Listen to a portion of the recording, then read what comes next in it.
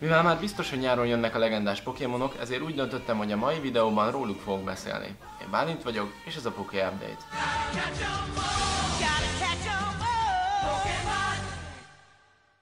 Nemrég egy interjú során kiderült, hogy a legendás Pokémonoknak a megjelenése erre a nyárra van időzítve. Mást még erről nem tudunk, csak azt, hogy jönnek ezek a Pokémonok, és a játékosok számára is elérhetőek lesznek. Azt viszont tudjuk, hogy melyik Pokémonnak melyek a legerősebb támadásai, illetve hogy mennyi lesz a CP-jük és az alapadataik. Ezek alapján pedig levonhatjuk a következtetéseket, hogy melyik legendás Pokémonok lesznek a leghasznosabbak és a leghaszontalanabbak. Hogyha szeretnétek ezt pontosabban megnézni, akkor teszek egy linket a leírásba. Laki Balázs kolléga csinált egy nagyon jó kis összeállítást arról, hogy melyik Pokémonnak mekkora a CP-je, milyen támadásai vannak, stb. Úgyhogy csekkoljátok a leírást. A játék szempontjából több kategóriára lehet osztani ezeket a legendás Pokémonokat. Az első kategória, amiről beszélnék, azok, akik a gym tetején lesznek, és valószínűleg ott is fognak maradni. Ebbe a kategóriába két Pokémon tartozik, Ho-Oh és Mewtwo.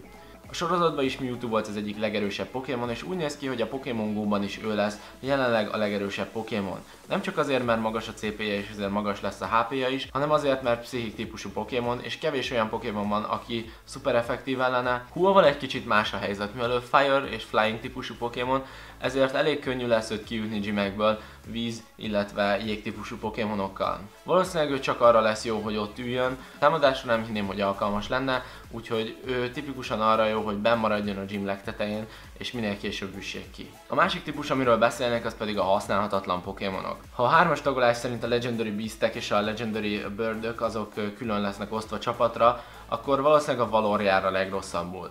Mivel azokat a Pokémonokat kapja meg, akiknek tűztámadása van. A tűztámadású Pokémonok a Pokémon Go-ban elég használhatatlanok, mivel nagyon könnyű víz Pokémonokkal őket kiütni. Ezzel ellentétben a Mystic csapat nagyon jól fog járni, mivel a víztípusú és jégtípusú Pokémonok nagyon jók például a jégtípusok Dragonite ellen, így tehát Articuno-val nagyon jól járnak, a misztikesek pedig azért járnak jól, mivel a elektrik típusú Pokémonok nagyon jól ütik a víztípusúakat, úgyhogy ütni fogják a Mystic vízi Pokémonjait. Viszont annyiban szerencsénk van nekünk vadorosoknak, hogy Entei néz ki a legjobban, úgyhogy hát sovány igaz, de milyen lesz Entei. A három olyan Pokémon, amiről még eddig egyáltalán nem beszéltem, Lugia, Celebi és Mew.